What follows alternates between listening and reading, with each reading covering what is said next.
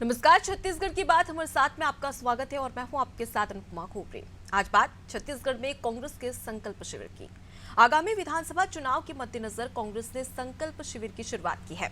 शुक्रवार को रायपुर की पश्चिमी विधानसभा सीट के दीनदयाल ऑडिटोरियम में संकल्प शिविर की शुरुआत करते हुए मुख्यमंत्री भूपेश बघेल ने कार्यकर्ताओं को प्रशिक्षण देने की जगह ज्यादा ध्यान भाजपा पर तंज कसने में दिया। उन्होंने भाजपा पर नफरत की राजनीति का आरोप लगाया, मणिपुर का मुद्दा भी उठाया। इस कार्यक्रम में कांग्रेस प्रदेश प्रभारी कुमार शैलजा और पीसीसी चीफ दीपक बैज भी उपस्थित थे। संकल्प शिविर में हर पोलिंग बूथ पर एक सोशल मीडिया समन्वयक बनाया जाएगा। बूथ प्रबंधन पर फोकस होगा। प्रदेश के सभी 90 विधानसभा क्षेत्रों में संकल्प यात्रा के साथ ही साथ संकल्प शिविर का आयोजन भी किया जाएगा। भाजपा ने इस आयोजन पर तंज कसा है। विधायक ब्रजमोहन अग्रवाल ने कहा कि कांग्रेस ने पहले प्रगति यात्रा निकाली लेकिन लोगों को प्रगति दिखाई नहीं दी। आज संकल्प शिविर लगाया जा रहा है क्योंकि कांग्रेस में एकता ही नहीं है। क्या संकल्प शिविर के माध्यम से कांग्रेस अपना जीत का संकल्प पूरा कर सकेगी, ये जानने की कोशिश करेंगे, लेकिन पहले कुछ राजनीतिक प्रतिक्रियाएं सुनते हैं। विकास उपाध्याय जी के क्षेत्र पश्चिम रायपुर पश्चिम से इसकी शुरुआत होगी और लगातार सभी विधानसभा में 90 विधानसभा में करने का हमारा कार्यक्रम है। और सभी जगह हमारे सीनियर लीडर भी जाएंगे और प्रशिक्षक लोग भी जाएंगे। पिछले समय का हमारा अनुभव बहुत अच्छा है और सभी जगह हम लोग पिछले 85 विधानसभा कर पाए थे और इस समय भी उसको पूरे प्रदेश में हम लोग करने का फैसला पीसीसी ने लिया है और इस कार्यक्रम को बहुत तेजी से करने का अवसर है। तो जरा कांग्रेस का ये जो संकल्प शिविर है, ये जरा अपने आप में तय कर लें कि ये विकल्प खोजने के लिए है, ये संकल्प लेने के लिए। तो में अब संकल्प शिविर की शुरुआत आज से मुख्यमंत्री भूपेश बघेल ने कर दी है, लेकिन इस पर बीजेपी की ओर से लगातार तंज कसे जा रहे हैं। आज इसी मुद्दे पर चर्चा करेंगे और इस मुद्दे पर चर्चा करने के लिए हमारे साथ में प्रवीण साहू बीजेपी की ओर से, ऋषभ चंद्राकर कांग्रेस की ओर से और साथ ही गंगेश द्विवेदी वरिष्ठ पत्रकार जुड़ गए हैं। उनका रुख कर लेते हैं। गंगेश जी और आप सभी मेहमानों का बहुत स्वागत है नादी टीवी में। गंगेश जी, सबसे पहले मैं आपका रुख करूंगी। जिस प्रकार से संकल्प शिविर की शुरुआत आज से की गई है सीएम भूपेश बघेल के द्वारा, अब ऐसे में कार्यकर्ता कितने अहम रहते हैं पार्टी के लिए और किस प्रकार की रणनीतियां बनाई जा रही है? देखिए, संकल्प शिविर में निश्चित तौर पर बिना कार्यकर्ताओं के तो कोई भी चुनाव लड़ा नहीं जा सकता। दूसरा सबसे बड़ी बात यह है कि अभी जो पिछले महीने दिल्ली में जो बैठक हुई थी उसमें यहाँ की एक रिपोर्ट पेश की गई जिसमें करीब 37 विधायकों का जो परफॉर्मेंस जो है खराब आया उसमें बताते हैं कि 4 मंत्री भी शामिल विधायकों में। तो निश्चित तौर पर ये जो शिविर है इसमें तो अपने कार्यकर्ताओं को वापस रिचार्ज करना, फील्ड में बूथ लेवल पे प्रभारी बनाना, बूथ लेवल पे कार्यकर्ताओं की जिम्मेदारी तय करना, ये सारी चीजें इस शिविर कांग्रेस करेगी। और साथ ही रणनीति तैयार होगी कि भाजपा कौन कौन से मुद्दे हैं और कांग्रेस से कौन कौन से मुद्दे हो सकते हैं, उनको लेकर दोनों का जैसे भाजपा का संकल्प पत्र पिछली बार इस तरह कांग्रेस ने पूरा ओपन करके किया था, पूरे प्रदेश में घूम घूम किया था, उस तरह से इस बार भाजपा भी बना रही है। मुझे लगता है कांग्रेस भी अभी तो कांग्रेस की नहीं है फील्ड में, लेकिन मुझे लगता है इसी बीच में ये उन मुद्दों की भी तलाश करेंगे जिनको अपने घोषणा पत्र में शामिल करना है। तो इस तरह से इसके कई सारे फायदे हैं इस शिविर के। निश्चित तौर पर जैसे आज शुरुआत हुई है पश्चिम विधानसभा क्षेत्र में, तो हर विधानसभा क्षेत्र में जब मुख्यमंत्री और प्रदेश के बड़े नेता एवं प्रदेश प्रभारी संजय कुमारी शैलजा भी आ रहे हैं, कुछ राष्ट्रीय नेता बीच में आ सकते हैं। इनके आने से कार्यकर्ताओं का उत्साह बढ़ता है और कोई भी पार्टी, दोनों ही पार्टियां हैं, किसी भी पार्टी को इसका फायदा मिलता है। कार्यकर्ता रिचार्ज होता है और वो फिर पूरा मिशन मोड में। अब ज्यादा बचा भी नहीं, मुश्किल से 3 महीने बचे हैं चुनाव के। मुझे लगता है ये सही समय पर शुरू किया गया, 90 विधानसभा क्षेत्र में करते करते 3 महीने गुजर जाएंगे। जी ठीक है, मैं ऋषभ जी का रुख करती हूँ। ऋषभ जी, आप पश्चिम के सहारे संकल्प शिविर की शुरुआत कर रहे हैं, ऐसे में क्या समझा जाए कि प्रदेश में पश्चिम के सहारे कमल खिलेगा या फिर पंजा बरकरार रहेगा? मैं आपको सबसे पहले बताना चाहता हूँ कि महत्वपूर्ण बात ये है, संकल्प शिविर हम आज स्टार्ट कर रहे हैं, लेकिन हमने छत्तीसगढ़ को विकसित बनाने का संकल्प आज से 5 साल पहले ले लिया।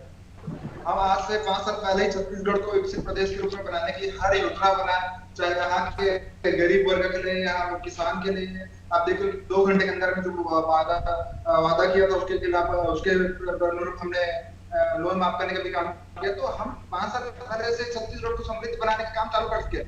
अभी हम संकल्प से जो चालू किया है, ये हमने कार्यकर्ताओं को और एक तरीके से अपने ऊर्जा देने के लिए, हमारे बड़े नेता जो आ रहे हैं, हमारे प्रभारी जो आ रहे हैं, वो उनको ऊर्जा देने के लिए एक तरीके से हमारी योजनाओं के बारे में जनता के बीच में और जाके अच्छे से डिटेल में बताने के लिए ये संकल्प शिविर का आयोजन किया जा रहा है। हर बूथ से 10 कार्यकर्ता आएंगे। इस हिसाब से एक बूथ, एक विधानसभा में करीब 2,500 से 3,000 कार्यकर्ता आएंगे और ये पूरे 90 विधानसभा में किया जाएगा। पीसीसी ने जो निर्णय लिया, तो ये हम चुनाव पे पूरी तैयारी से आ गए हैं।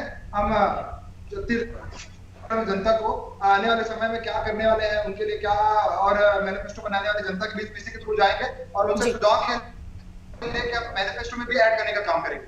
ठीक है, प्रवीण जी का रुख करूंगी। प्रवीण जी, कांग्रेस छत्तीसगढ़ में चुनावी अभियान की शुरुआत संकल्प शिविर अभियान से कर रही है। अब ऐसे में बीजेपी की क्या कुछ रणनीति है? सबसे पहले इस मातृभूमि प्रणाम, जय छत्तीसगढ़। आपके सम्मानित दर्शकों को मेरा प्रणाम। दोनों प्रवक्ता महोदय, आदरणीय पत्रकार को नमस्कार।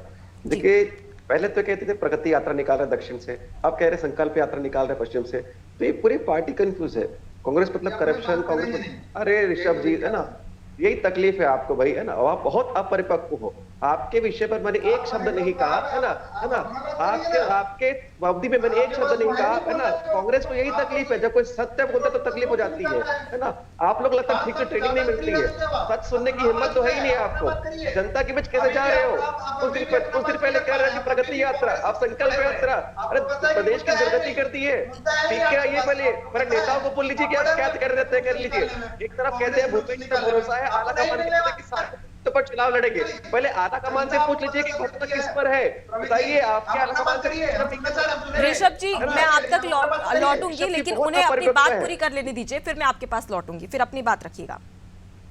निश्चित रूप से मैं वही कह रहा हूँ, है ना। देखिए अनुपमा जी, मैं वही कह रहा था कि इनके पास कोई भी काम ऐसा नहीं जो जनता के बीच बता सके, इसलिए अलग अलग संकल्प यात्रा, प्रगति यात्रा के माध्यम से जनता को गुमराह कर रही है। लेकिन जनता ने देखा है, जिस प्रकार 10 लाख बेरोजगार युवाओं को ये बेरोजगारी भत्ता देंगे कहे थे, शराबबंदी की बात कहे थे, है ना, नक्सल समस्या कम कहेंगे बोले थे, गौठान योजना के नाम से भ्रष्टाचार किया, पीएससी के माध्यम से भ्रष्टाचार किया, व्यापक में भ्रष्टाचार किया, अनेक क्षेत्र हैं जिसमें भ्रष्टाचार किया। और देखिए, जो राज्य विकास की ओर बढ़ रहा था उसको विनाश को ले जाने वाला ये है। मैं चलिए आपको ऋषभ जी, आपको मैं चलिए चैलेंज करता हूं, बताइए आपने कितना विकास किया। मैं तो आपको बता रहा हूं। चलिए, हमारे समय 206 विद्यालय थे, महाविद्यालय बढ़कर 482 हो गए। जो मेडिकल कॉलेज जो एमबीबीएस के पहले 11 हो गया, जो प्रबंधक महाविद्यालय पहले 18 हो गए,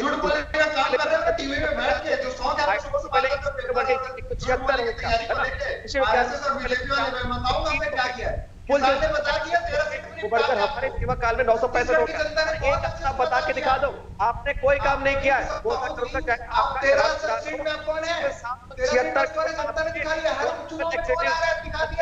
संरक्षण के माध्यम से कांग्रेस सरकार के पास पावन धारा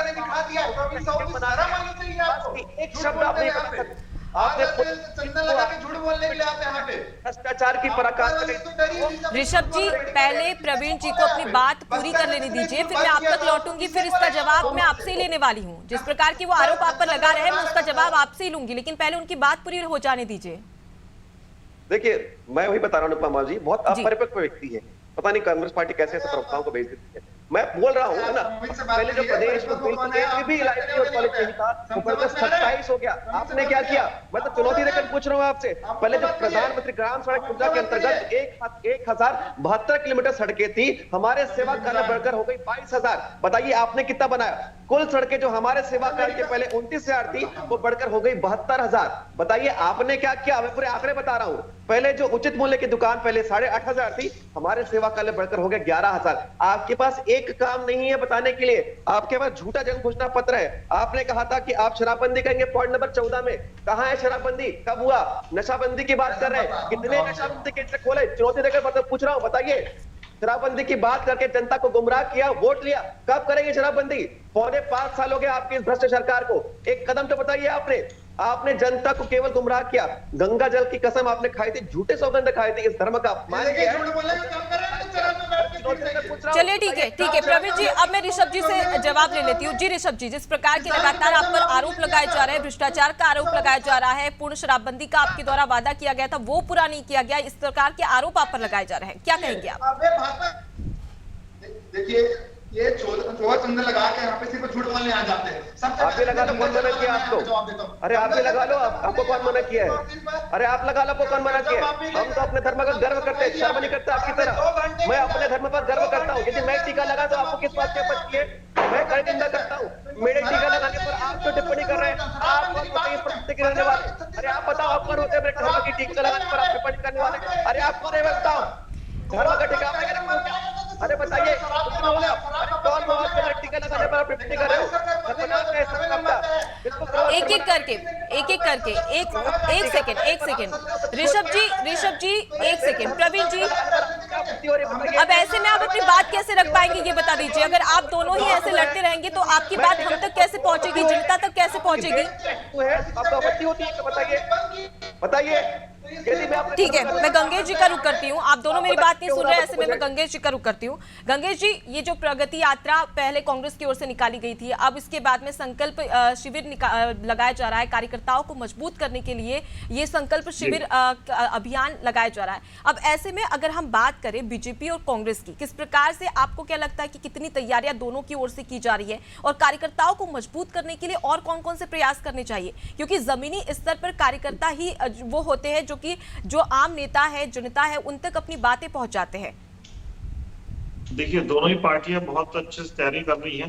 मुझे लगता है कि भाजपा में तो बूथ लेवल तक बूथ प्रभारी तक की नियुक्तियां हो चुकी है, मेरी जानकारी है। तो उनकी तैयारी वो लोग करीब साल भर से बहुत तेजी कर रहे हैं। और उनका करने का कारण ये है कि जो पिछला परिणाम आया था वो परिणाम बहुत ही हतोत्साहित करने वाला था। और उस परिणाम के बाद इस बार करो या मरो की स्थिति है, क्योंकि बहुत प्रतिष्ठा का सवाल है कि मतलब जितना कम हो सकता है, अब इससे ज्यादा कम तो किसी पार्टी की सीट हो नहीं सकती। अब ये अप करने की स्थिति है। तो दूसरा, पिछली बार एंटी इनकम्बेंसी बहुत ज्यादा थी, अब वो वाली स्थिति नहीं रहेगी। अब इधर कांग्रेस में देखा जाए तो कांग्रेस ने अपने स्तर पे सरकार ने लगातार कार्य किए हैं, बहुत सारे काम छूटे हैं, कुछ रह गए हैं अधूरे काम, उनको पूरा करने के लिए वो अपना घोषणा पत्र तैयार करेंगे और उसी के तहत वो अभी ये संकल्प शिविर की शुरुआत की। इसके पहले प्रगति यात्रा नहीं कर रहे थे, ये शिविर लगेगा, जगह जगह शिविर में जाके कुमारी सैलजा जो यहाँ की प्रभारी वो रहेंगी, मुख्यमंत्री भूपेश बघेल रहेंगे और शीर्ष नेता जो कांग्रेस से सारे जो नेता उसमें शामिल होंगे और कार्यकर्ताओं को और जो रहेंगे उनको सबको रिचार्ज करेंगे, उनको तरीके बताएंगे, भाजपा की तरफ से क्या चुनौतियां आ रही है उसको लेकर डिस्कशन होगा इन शिविरों में। तो इस तरह से चीजें चलेगी। और दूसरा, लगातार भाजपा आक्रामक मोड में दिख रही है पिछले 2-3 महीने से। हर मुद्दों को लेकर वो लोग नए मतलब अपना रिसर्च कर रहे हैं फील्ड में जाके और कमियों को जाकर करने का प्रयास कर रहे हैं। और ये बहुत अच्छा है, एक स्वस्थ लोकतंत्र के लिए ऐसा हमेशा होना चाहिए। विपक्ष जितना मजबूत रहेगा लोकतंत्र उतना मजबूत होता है। तो भाजपा अपना काम बहुत बखूबी निभा रही है, वही सत्ता पक्ष भी जिन कमियों को अभी वो सुधार सकते हैं जी। तो कार्यकर्ताओं को मजबूत करने के लिए साथ ही कार्यकर्ताओं को प्रशिक्षण दिया जा रहा है ताकि पार्टी मजबूत हो सके और दोनों ही पार्टियों की ओर से भरपूर प्रयास किया जा रहा है। ठीक है, मैं प्रवीण साहू जी का रुख करूंगी। प्रवीण जी, 3 बार लगातार अगर हम पश्चिमी विधानसभा रायपुर की बात करें तो वहां पर 3 बार लगातार बीजेपी ने जीत हासिल की थी, लेकिन 2018 में ऐसी क्या कमी रह गई कि आपके पास से वो जो सीट थी वो कांग्रेस लेकर चली गई?